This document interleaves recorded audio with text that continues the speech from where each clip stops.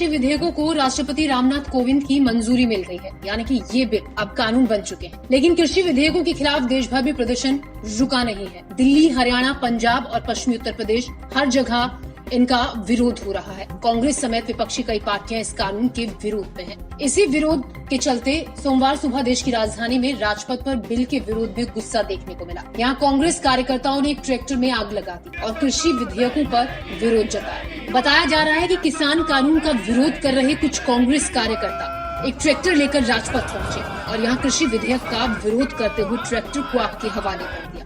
तुरंत ही fire brigade की team मौके पर पहुंची और आग पर काबू पाया गया। लेकिन राजपथ के आसपास जिस तरह की सुरक्षा होती है, ऐसे में उस जगह पर प्रदर्शनकारी पहुंचते हैं और एक ट्रैक्टर को आग के हवाले कर देते हैं। इस घटना के बाद सुरक्षा में चूक को लेकर भी अपने आप में कई तरह के सवाल खड़े होते हैं।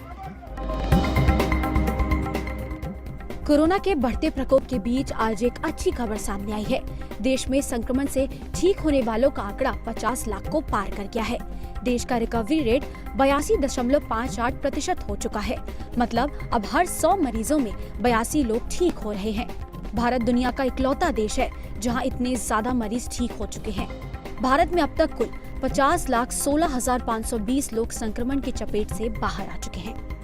इस बीच एक और अच्छी खबर ये है कि कोरोना वायरस की रूसी वैक्सीन स्पुतनिक 5 का क्लिनिकल ट्रायल भारत समेत कई देशों में जल्द शुरू होगा। कोरोना वैक्सीन विकसित करने वाला दुनिया का पहला देश रूस है और रूस ने कहा है कि वैक्सीन को अप्रूवल मिलने के बाद 100 मिलियन खुराक भारत भेजे जाएंगे।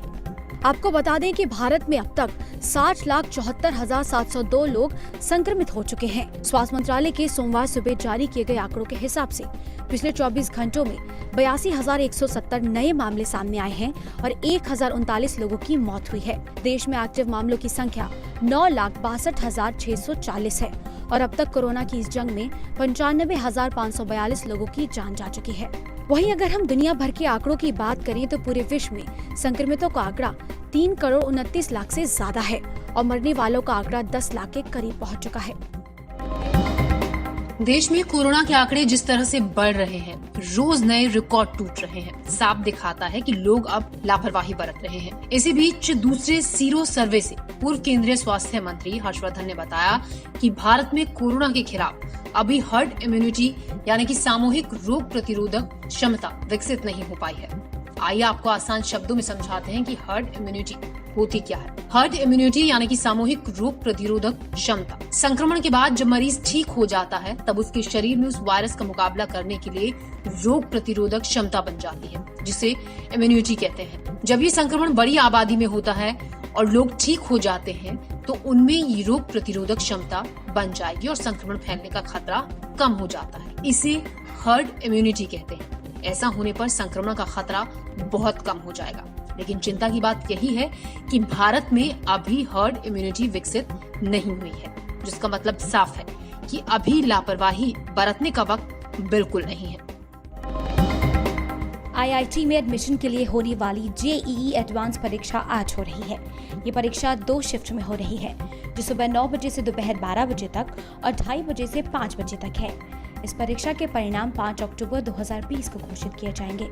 आपको बता दें कि जिन छात्रों ने JEE मेंस की परीक्षा पास की है, वो छात्र JEE एडवांस परीक्षा में शामिल हो रहे हैं। JEE एडवांस 2020 इस साल 222 शहरों और 1000 से अधिक परीक्षा केंद्रों पर आयोजित की जा रही है। केंद्र में भीड़भाड़ से बचने के लिए पूरे इंतजाम कर लिए गए हैं। परीक्षा केंद्र के पास भीड़ जमा न हो, इसके लिए छात्रों को रिपोर्टिंग का समय दिया गया है।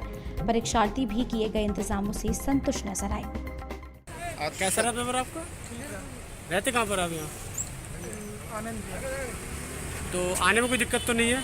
गवर्नमेंट ने अच्छा काम किया कि नियरेस्ट आपको। दिल्ली के परीक्षा केंद्रों पर पूरे इंतजाम देखने को मिले। जगह जगह पोस्टर लगाकर छात्रों को नियमों के बारे में बताया गया था। परीक्षा देने आए छात्र भी कोरोना काल में जो भी गाइडलाइंस हैं उनका पालन करते हुए नजर आए। सुशांत सिंह राजपूत मौत से जुड़े ड्रग्स एंगल की जांच में जुटी एनसीबी फुल एक्शन में। बॉलीवुड के कई बड़े कलाकारों से एनसीबी की टीम ने पूछताछ की और अब एनसीबी चीफ राकेश अस्थाना खुद जांच का जायजा लेने के लिए मुंबई पहुंच चुके हैं। एनसीबी सूत्रों के मुताबिक अस्थाना रविवार दिन में मुंबई पहुंचे। उन्होंने केस से जुड़े कई अधिकारियों से बातचीत भी की। और केस में अब तक हुई जांच का जायजा लिया। ईडी ने पिछले महीने कथित ड्रग चैट में बॉलीवुड के कई कलाकारों का नाम दर्ज किया था। एनसीबी प्रमुख राकेश अस्थाना को मामले में नए डेवलपमेंट के बारे में बताया गया और पूरी टीम ने मिलकर आगे की जांच की रणनीति बनाई। आपको ये भी बता दें, एनसीबी ने धर्मा प्रोडक्शन के पूर्व अधिकारी क्षितिज प्रसाद को गिरफ्तार भी किया था और अब 3 अक्टूबर तक क्षितिज एनसीबी की हिरासत में रहेंगे। कृषि बिलों पर किसानों और विपक्षी पार्टियों का विरोध थमने का नाम नहीं ले रहा, जिसका असर देश भर में दिख रहा है। आज दिल्ली में राजघाट पर काफी संख्या में कांग्रेस कार्यकर्ता इकट्ठा हुए और किसान बिल के खिलाफ विरोध जताया। दिल्ली कांग्रेस के अध्यक्ष चौधरी अनिल कुमार के नेतृत्व में राजघाट से एलजी हाउस तक किसान मजदूर न्याय मार्च निकालने के लिए कांग्रेस कार्यकर्ता जुटे, लेकिन इन सबको राजघाट से पुलिस बसों में भरकर ले गई और आगे बढ़ने से रोक दिया गया।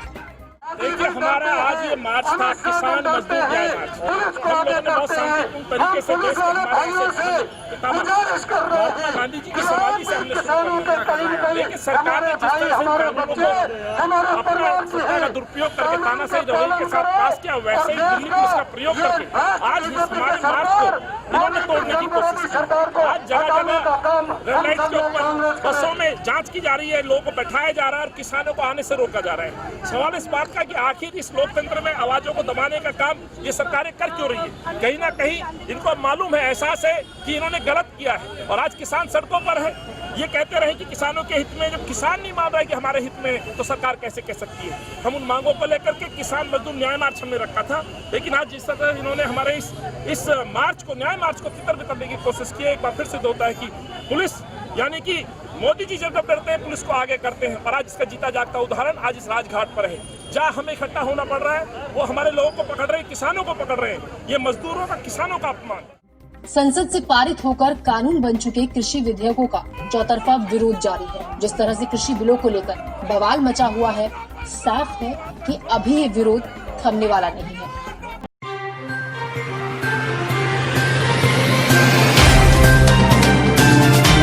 Subscribe now and press the bell icon. Never miss an update.